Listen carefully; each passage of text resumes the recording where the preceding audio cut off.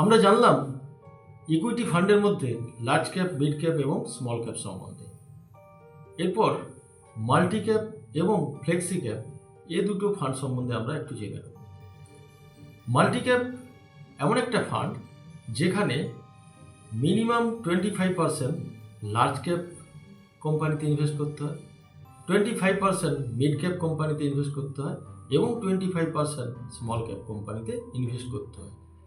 বাকি 25% সেই asset management কোম্পানির ফান্ড ম্যানেজারের হাতে থাকে। তিনি যেখানে ইনভেস্টর লাভবান হবে, যেভাবে করলে লাভবান হবে, সেখানে তিনি ইনভেস্ট করবেন। ফ্লেক্সি ক্যাপ যেখানে 100%ই সেই এমসির ফান্ড ম্যানেজারের হাতে থাকে। তিনি ইনভেস্টরকে সর্বোচ্চ রিটার্নের জন্য তিনি তার ইচ্ছে মতো ইনভেস্ট করেন। তো আজকে আমরা জানলাম মাল্টি ক্যাপ এবং ফ্লেক্সি ক্যাপ কি। ধন্যবাদ।